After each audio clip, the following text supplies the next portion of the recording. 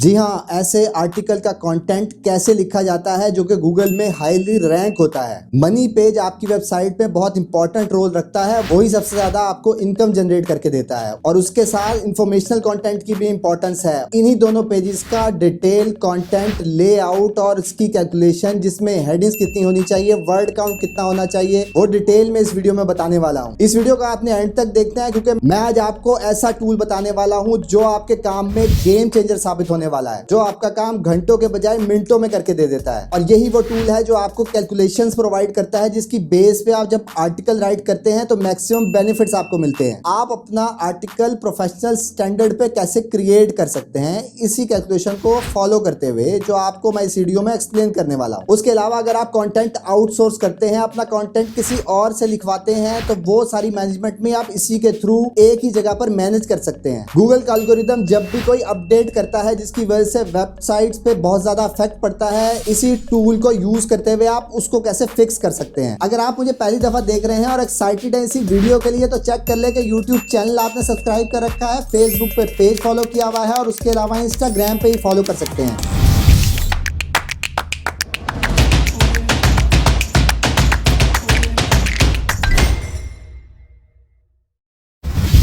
जी हाँ, मैं हूं अस्पर, digital marketer, project consultant and commercial blogger. Article writing बहुत ही इंपॉर्टेंट रोल रखती है किसी भी ब्लॉग या वेबसाइट के फ्यूचर के लिए। ये आपका आर्टिकल ही होता है जो डिसाइड करवाता है आपके रीडर को कि उसने आपके आर्टिकल को कंप्लीटली रीड करना है। और जो भी आपने कॉल टू एक्शन उसमें लगा रखा है, कोई एफिलिएट लिंक प्लेस कर रखे हैं या एडवर्टाइजमेंट प्लेस कर रखी है, तो वो आपका राइटिंग स्टाइल ही डिसाइड करवाता है कि यूजर ने कब एक्शन लेना है और आपके कहने पर क्या करना है। आर्टिकल तो आपका ऐसा होना चाहिए कि जब आपका रीडर पढ़ना शुरू करे तो उसको आपके ऊपर बिलीव हो जाए कि वो इन्फॉर्मेशन जो आपको प्रोवाइड की जा रही है वो कितनी बेनिफिशियल है, और उसके बाद जाकर आपने क्या एक्शन लेने हैं उसी कंटेंट को फॉलो करते हुए। और मोस्ट इंपॉर्टेंट चीज एफिलिएट वर्ल्ड में आपका आर्टिकल ही होता है। जब आप उसको अपना कंटेंट रीड करवाते हैं और उसके लिए आसानी पैदा करते हैं उस प्रोडक्ट को बाय करने के लिए जो कि आपकी वेबसाइट के थ्रू जाके उसने परचेज करनी है, जिससे आपको भी इनकम होने वाली होती है। जैसे कि आपके मुझे क्वेश्चंस भी आते रहते थे कि हमारे आर्टिकल का वर्ड काउंट कितना होना चाहिए। वर्ड काउंट की तो इंपॉर्टेंस अपनी जगह मौजूद रहती है, पर उसके अलावा जो पॉइंट्स होते हैं जो कि आपने फोकस करने होते हैं वो भी मैं इसी वीडियो में डिटेल में बताने वाला हूं। सबसे पहले बात करते हैं जो आपका मनी पेज होता है। अगर वो एफिलिएट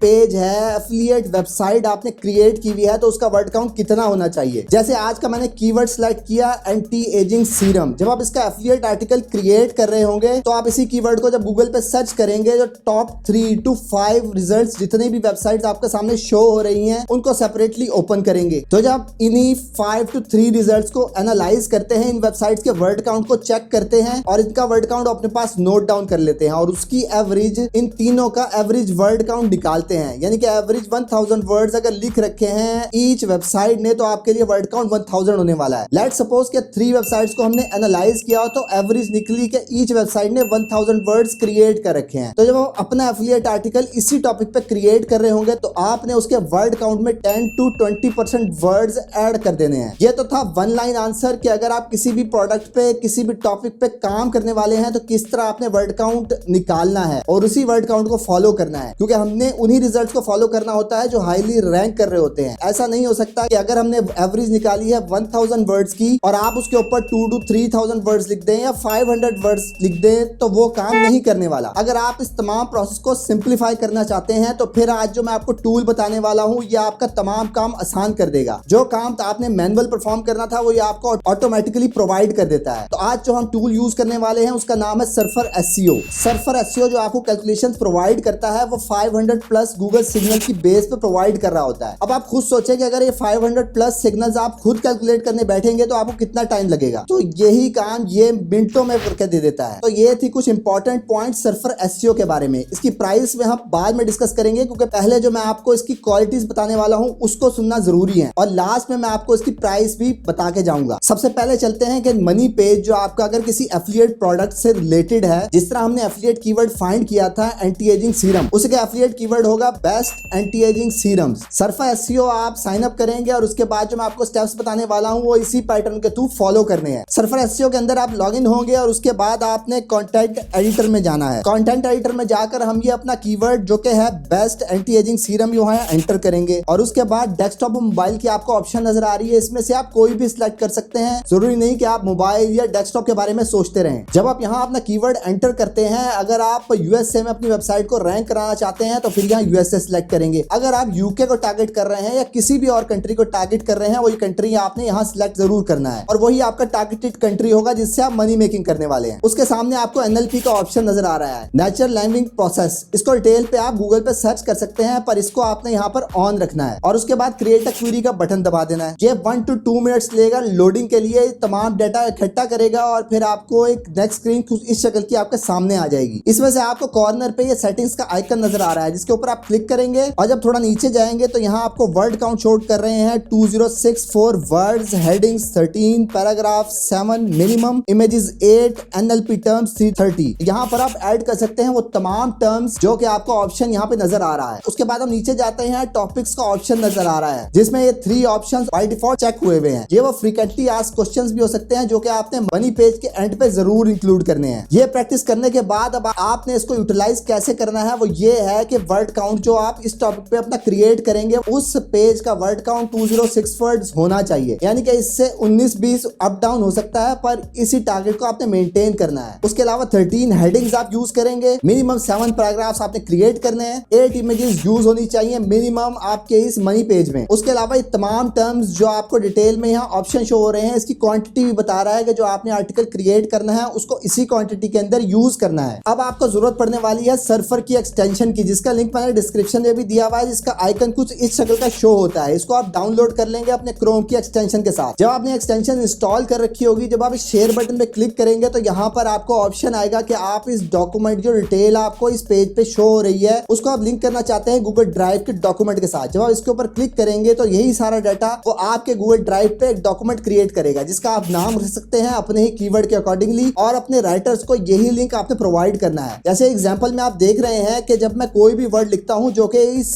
राइट साइड पे लिस्ट पे आपको शो हो रहा है, वो ऑटोमेटिकली चेक मार्क और उसके नंबर्स बढ़ते चले जाते हैं। तो जब आर्टिकल इसी पैटर्न के थ्रू लिख रहा होगा तो ये तमाम चीजें ग्रीन हो जाएंगी और आपका एक आर्टिकल क्रिएट हो जाएगा। तो जब आपका एक गूगल ड्राइव का डॉक्यूमेंट क्रिएट हो गया है तो यहाँ से आप लिंक क्रिएट कर सकते हैं जो कि आप प्रोवाइड कर सकते हैं अपने आर्टिकल राइटर्स को, और जो कि जब आप उसके ऊपर राइट कर रहे होंगे वो लोग, तो आप भी देख सकते हैं कि उन्होंने ये तमाम कैलकुलेशन के ऊपर ही आर्टिकल क्रिएट किया हुआ है। इससे फायदा आपका ये होता है कि आपको करंट स्टेटस भी पता लग जाता है उसी आर्टिकल का कि वो कितना लिखा जा चुका है। तो ये एक सेंट्रलाइज प्लेटफॉर्म बन जाता है आपके लिए। अगर आप फ्रीलांस राइटिंग करवा रहे हैं तो वो आप मैनेज कर सकते हैं इसी टूल का यूज करते हुए। ये तो थी मनी पेज की एग्जांपल। उसके बाद हम चलते हैं दूसरी एग्जांपल पे जो कि है इन्फॉर्मेशनल कंटेंट। जैसे कि आप सब लोगों को पता है कि एफिलिएट वेबसाइट जब भी क्रिएट करनी होती है उसमें कमर्शियल आर्टिकल्स तो होते ही हैं, पर आपने अपने ब्लॉग को नेचुरल रखने के लिए इन्फॉर्मेशनल आर्टिकल भी जरूर क्रिएट करने होते हैं। तो अगर हम यही कीवर्ड रखें जो कि हमारा था बेस्ट एंटी एजिंग सीरम्स, इसमें एक इंग्रेडिएंट होता है जो कि इसी सीरम को बनाने में काम आता है, जिसका नाम है जोजोबा ऑयल। तो हम इसी ब्लॉग के अंदर एक और इन्फॉर्मेशनल आर्टिकल क्रिएट करना चाहते हैं जिसका नाम होगा benefits of jojoba oil. Benefits of jojoba oil हमारा कीवर्ड है, इन्फॉर्मेशनल कीवर्ड है इसी आर्टिकल का जो हम क्रिएट करने वाले हैं। सेम उसी तरह आपने कंटेंट एडिटर में जाना है और यही कीवर्ड यहाँ एंटर करना है और उसी तरह आप डेस्कटॉप सेलेक्ट कर सकते हैं और उसके बाद एनएलपी को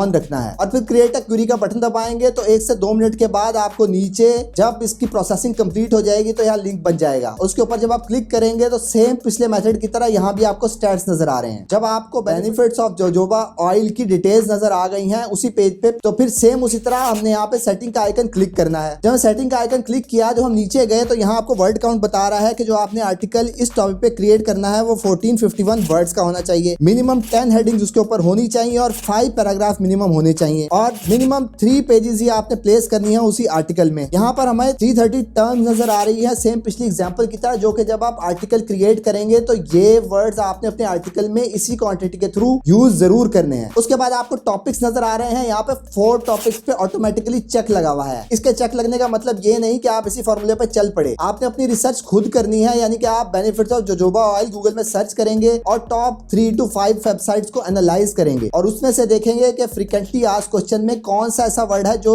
सर्फर एसईओ आपको नहीं निकाल के दे रहा, उसको आप ऐड ऑन करेंगे। क्योंकि आपने एक्स्ट्रा बेनिफिट देंगे तो आपके जगह बनने के चांसेस भी सर्च में ज्यादा हो सकते हैं। और सेम उसी तरह शेयर के बटन पे क्लिक करेंगे, एक्सटेंशन आपने इंस्टॉल कर रखी होगी तो सेम उसी तरह गूगल ड्राइव का लिंक ओपन हो जाएगा और ये तमाम कैलकुलेशन कैरी फॉरवर्ड हो जाएंगी आपके गूगल ड्राइव के डॉक्यूमेंट पे, और फिर उसी तरह जब आप जैसे जैसे कीवर्ड्स आपका राइटर लिखता चला जाएगा ये तमाम वर्ड्स ग्रीन होते चले जाएंगे, और यही लिंक आप उस प्रोवाइड करेंगे आर्टिकल राइटर को, जिससे आप मैनेजमेंट कर सकेंगे अपने फ्यूचर के आर्टिकल की। तो ये जो 10 to 20% का आपको फार्मूला बताया था ये भी उसी फार्मूले के तहत चल रहा होता है। तो आपने इसी वर्ड काउंट के अंदर रहते हुए अपना आर्टिकल क्रिएट करना है, सेम इसी परफॉर्मे के थ्रू, जो कि ये जो आपको कैलकुलेशन प्रोवाइड कर रहा है। आप थोड़ा सा डिस्कस करते हैं कि आपके आर्टिकल का लेआउट कैसा होना चाहिए। लेट्स सपोज हम बेनिफिट्स ऑफ जोजोबा ऑयल के ऊपर अपना आर्टिकल क्रिएट करने वाले हैं और सर्फर एसईओ ने हमें बताया कि आपका वर्ड काउंट मिनिमम 1000 वर्ड्स का होना चाहिए। तो आपने अपने राइटर को जो इन्फॉर्मेशन प्रोवाइड करनी है वो ये है कि आपने रिसर्च ओरिएंटेड टून रखनी है अपनी राइटिंग करते हुए। अमेरिकन इंग्लिश राइटिंग करनी है अगर आप यूएसए को टारगेट कर रहे हैं, और कोई भी अननेसेसरी इंफॉर्मेशन नहीं देनी है अपने आर्टिकल में जो कि आपके रीडर का इंटरेस्ट ड्रॉप कर सकती है। इसी एग्जांपल ये है कि लोग अपनी रिसर्च जब किसी आर्टिकल पे कर रहे होते हैं तो विकिपीडिया से इंफॉर्मेशन निकाल रहे होते हैं। अगर हमारा कीवर्ड जोजोबा ऑयल है तो ये बता रहे होते हैं कि जोजोबा ऑयल कब इजाद हुआ। किसी को ये नहीं जानना कि ये कब फाउंड हुआ था, उसको जानना है कि इसके बेनिफिट क्या है, साइड इफेक्ट्स क्या हैं। आप चलते हैं कि कंटेंट का स्ट्रक्चर क्या होना चाहिए और स्ट्रक्चर पे कितने वर्ड काउंट होने चाहिए। सबसे पहले आपका इंट्रोडक्शन होता है। इंट्रोडक्शन आपने आर्टिकल के इंट्रोडक्शन में 100 to 150 वर्ड्स राइट करते हैं। उसके बाद आप बेनिफिट डिस्कस करते हैं जिसका वर्ड काउंट 100 to 150 वर्ड्स पे होना चाहिए। उसके बाद आप साइड इफेक्ट डिस्कस करेंगे जो कि 100 वर्ड्स के अंदर ही आपने एक्सप्लेन करने हैं। जिस चीज के बारे में बता रहे हैं उसके इंग्रेडिएंट्स क्या हो सकते हैं, इसको आपने 250 वर्ड्स के अंदर एक्सप्लेन करना है। और जब आप बेनिफिट्स और इंग्रेडिएंट्स अपने एक्सप्लेन कर रहे होंगे तो उनको सब हेडिंग जरूर बनाना है और ईच हेडिंग के अंदर 100 to 150 वर्ड जरूर राइट करने हैं। उसके बाद आपका एफएक्यू सेक्शन आ जाता है। आपके